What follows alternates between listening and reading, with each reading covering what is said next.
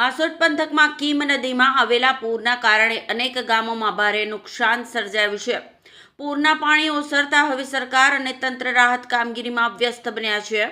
રાજ્યના જળ સંપત્તિ મંત્રી ઈશ્વરસિંહ પટેલે હાસોટના પાંજરોલી, ઓભા, આસરમા અને બાલોતા સહિતના અસરગ્રસ્ત ગામોની મુલાકાત લઈ પરિસ્થિતિનું નિરીક્ષણ કર્યું।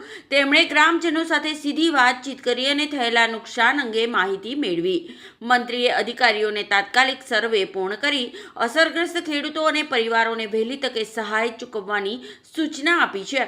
સાથે જ તેમણે જણાવ્યું છે કે કેટલાક ગેરકાયદેસર તળાવોના કારણે પૂરના પાણીનો યોગ્ય નિકાલ થઈ શક્યો ન હતો, જેના પરિણામે નુકસાન વધુ થયું છે।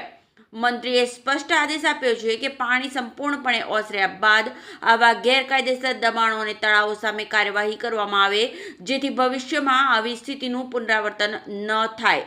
હાલ તંત્ર નુકસાનના સર્વેની કામગીરીમાં લાગી ગયું છે અને અસરગ્રસ્ત વિસ્તારોમાં રાહત તથા સહાયની પ્રક્રિયા ઝડપી આગળ વધારવામાં આવી રહી છે।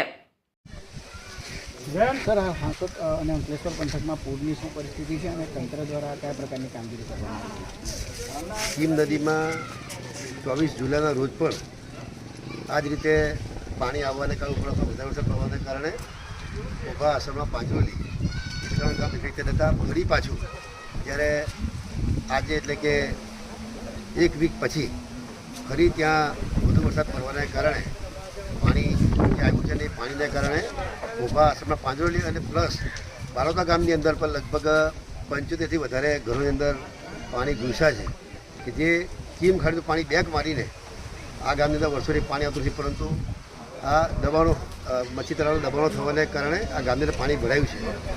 આ વરસાદ બંધ થયેથી તમામ જે પાણી જવાનો માર્ગ છે એને ખુલ્લો કરવામાં આવશે અને વહીવટી તંત્ર દ્વારા પણ એસડીએમ શ્રી, મામલતદાર શ્રી, ટીડીઓ શ્રી અને સાથે સાથે દરેક તલાટીશ્રીઓ, શિક્ષક મિત્રો પણ આ કામમાં જોતરાઈને ગામની અંદર કોઈ તકલીફ ના પડે એના માટે કાળજી રાખી રહ્યા છે। સાથે સાથે આરોગ્યની ટીમ પણ જ્યાં જ્યાં ફ્લડ આવ્યું છે, જે ઘરમાં પાણી ભરાય ત્યાં આરોગ્યની ટીમ જઈને પણ એમને મેડિસિન આપી રહ્યા છે। જે રીતે આસારમાં ગામની અંદર ત્યાં પાણી હોવાને કારણે જમવાની વ્યવસ્થા બોટની અંદર ખાવાનું બનાવીને બોટની અંદર પીવાનું પાણી અને જમવાનું ત્યાં પહોંચાડવામાં આવી રહ્યું છે, ત્યારે તંત્ર પણ એલર્ટ થઈને એનડીઆરએફની ટીમ, એસડીઆરએફની ટીમ આ ટીમો પણ તાલુકામાં મૂકવામાં આવી છે, જેથી કરીને કોઈ અનિશ્ચિત બનાવ ન બને એનું ખાસ ધ્યાન રાખ્યું છે। સાહોલથી કોસંબા જે મેઇન રોડ છે એ મેઇન રોડ પર પણ લગભગ 4 થી 5 ફૂટ પાણી આવી ગયા છે અને ધીરે ધીરે હવે પાણી ઉતરી રહ્યા છે। આવતીકાલ સુધીમાં સામાન્ય થઈ જશે આ પાણી ઉતરવાને કારણે, પરંતુ જે નુકસાન થયું છે ખરેખર ખૂબ નુકસાન થયું છે।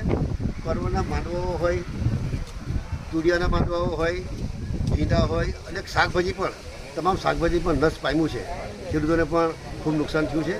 આવનાર દિવસોની અંદર જે પ્રકારની જે સહાય છે સહાય પણ લોકોને આપવામાં આવશે।